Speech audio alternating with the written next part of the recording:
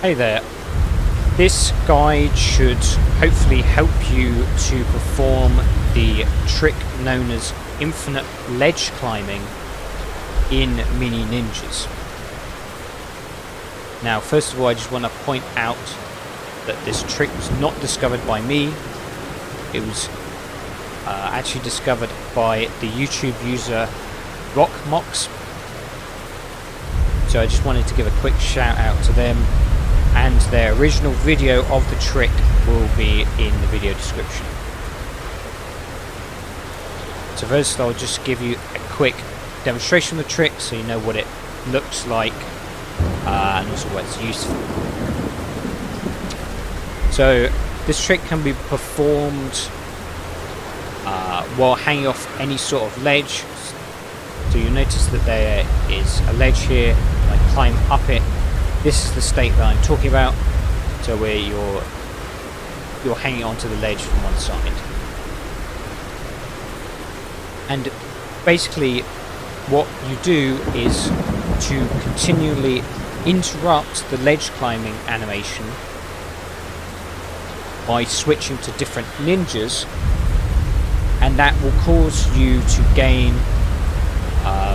both vertical height and horizontal distance. So if I just show it off here,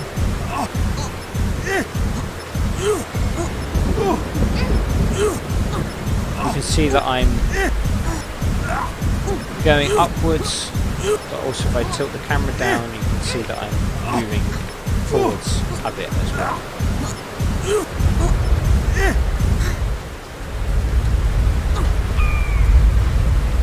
So that's basically what it involves, and this is used to skip long intended portions of the game by just climbing over them instead. So now I'll go over the actual inputs of the trick in a bit more depth. So if I go back up this ledge and climb it, the first thing you want to do is to climb up from the ledge. So for me on PC that's pressing space, and almost immediately after that input you want to open the Ninja Select menu. So that looks like this. So I've climbed up and the Ninja Select menu is open. So next I want to switch to a different ninja than the one that I'm currently playing as. So for this example I choose Futo, seeing as he's the first ever ninja that you actually unlock. So switch to Futo, and then similarly almost immediately after that I'm going to reopen the menu. So like this. So now Futo's doing his climb and the menu's reopened. Now I can switch back to Hero and do the same thing. So I'm going to switch back to Hero, reopen the menu. Again, I can just continue repeating this, so switch to Futo, reopen the menu, Hero, reopen the menu, and so on and so on.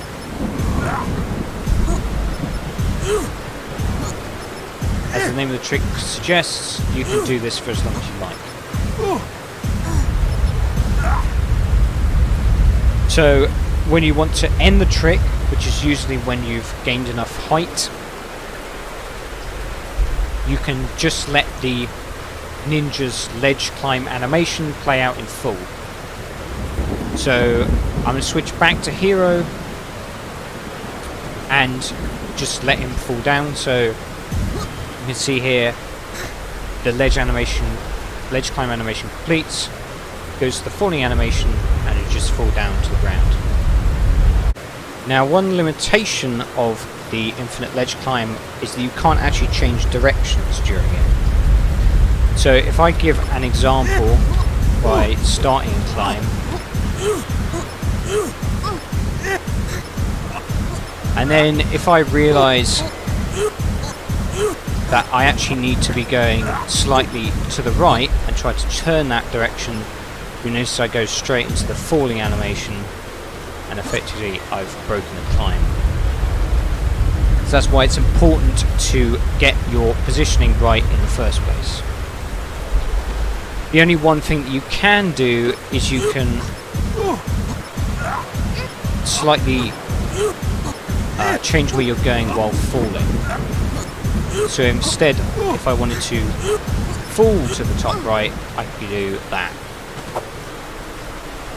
And that might allow me to reach a platform of some sort that I would miss otherwise.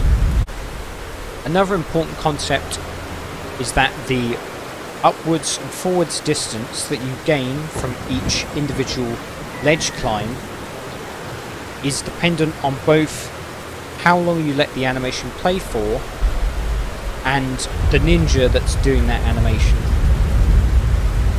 Now, to illustrate what I mean by the first point, so how long you let the animation play for, I'll do an infinite ledge climb but swap really quickly, so like this.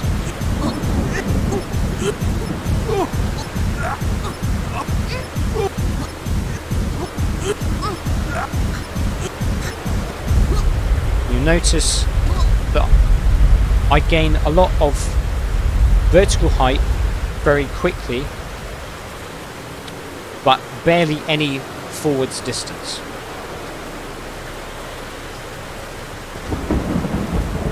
If I instead let the animations play out a lot longer, so I swap less rapidly, so something like this,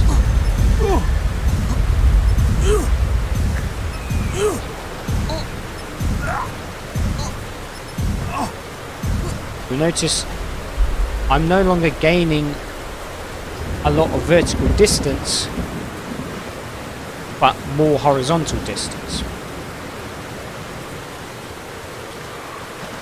As for the second point, so the ninja that you use, so far I've been using both Hiro and Futo, because they're the first ninjas you unlock, basically. But watch what happens if I change out Futo for Shun.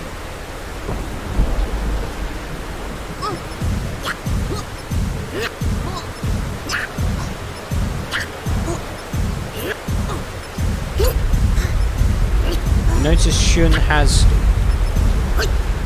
like a animation where he spins and upwards, and that actually gains you more height than using Futo, for example.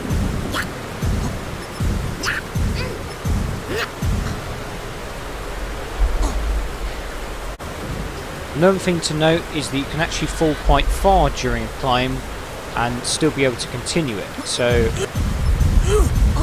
if I start doing one right now, getting a lot of height, I can actually still continue the climb after I've fallen down, like that.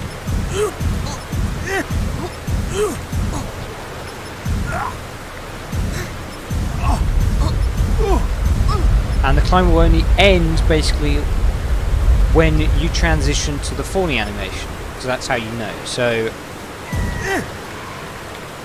like, still do it. Okay, now if I try to change at this point,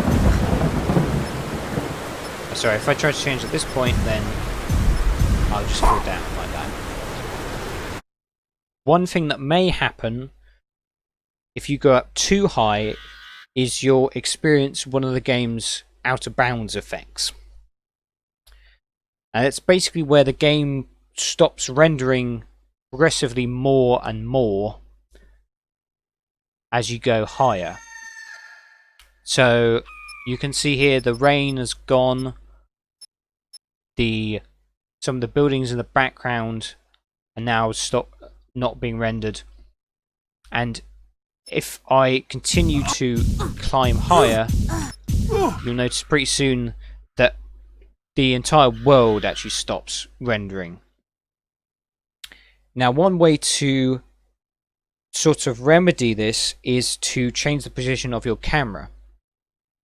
And that's because these effects happen based on the position of your camera. So if you tilt the camera down, then the camera will be at its lowest point, and the world may start rendering again. So I'll try that now. Notice I did it quickly there, but I tipped my camera down, and now actually I'm able to see more of the world. Not much more.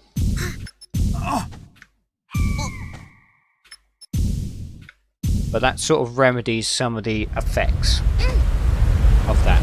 So if you're ever getting one of those effects, try tilting your camera down and moving your camera about. Another issue you might face are invisible walls. To show this off, I come to Flooded Valley, which is the place where I think people are most likely to have issues with invisible walls. So you can sort of tell that an invisible wall is present if I turn the camera this way. You'll notice that I'm not actually making any forward progress. I'm just batting up against this. The good thing is that invisible walls in this game are not infinite in height.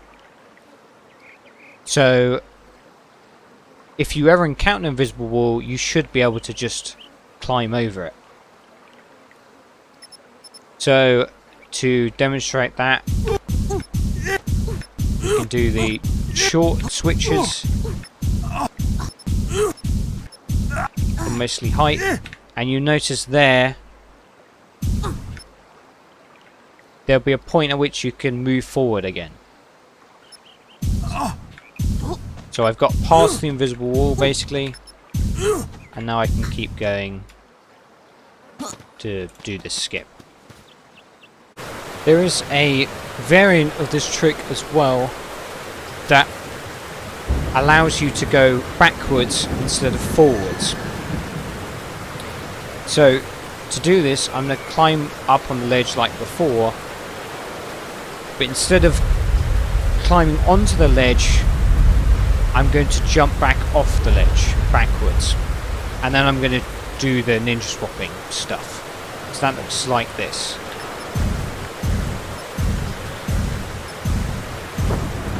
And you'll notice it's the exact same principle, except instead of performing the ledge climbing animation, I'm instead performing the coming off the ledge animation. I think that the timing is a bit more tight on that because the coming off the ledge animation is shorter, but otherwise it's the exact same principle. It's not very well used at the moment, but could be in future.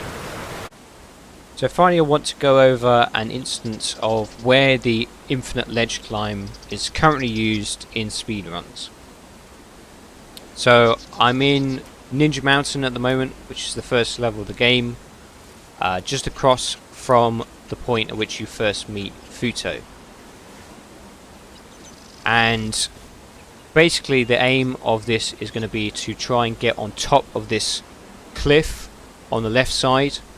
Once you're on top, you can walk along it and then fall down to the bit with the houses down there. That skips a long intended portion where you unlock your first scroll. So the first thing you want to do is get on this ledge here, and the easiest way of doing that is to fall down and just ledge wall kick up to it.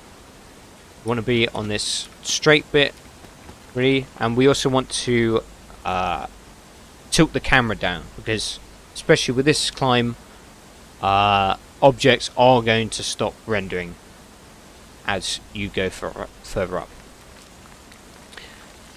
So then you want to start the climb, and if you're a beginner at this, I recommend just taking it slowly.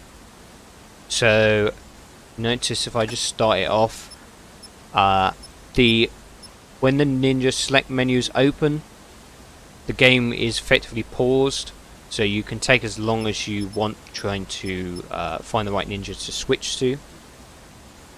So if I just start it off here.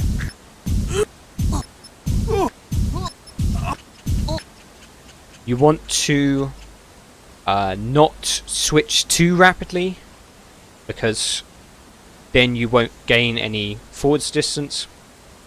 But you also don't want to switch too late either, so then you'll come close to this cliff face, and there's a point further up at which your climb will drop if you get too close. So an audio cue to listen for is the ninjas making their ledge climbing noise, and you basically want to switch as soon as you first hear that noise. So like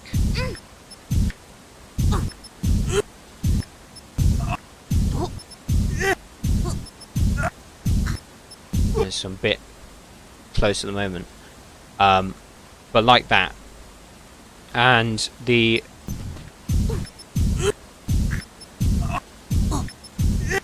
characters disappeared now, but the camera's still pointing at them, so you know where they are.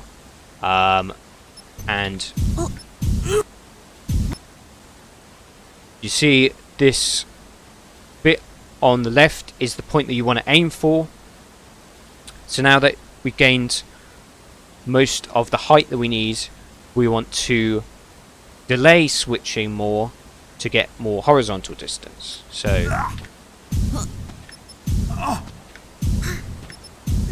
like that. Now it's a bit hard to tell, but if you do that for long enough, you'll eventually get to a point where you're over the cliff face and you can just drop down onto it. So you can't see the character, but we stop moving, so we're on top of the cliff face, and if I just move them down a bit, see, there they are. So from here you can either go to the left to complete the skip, or you can actually just fall back down again to practice the skip some more. Anyways, that's all I have to share about this trick. Apologies for the video being quite long, but hopefully you found it useful nevertheless. If you have any questions, feel free to ask in the comments and I'll try to get back to you. And if you're interested in speedrunning this game at all, we do have a Discord that I will link in the description.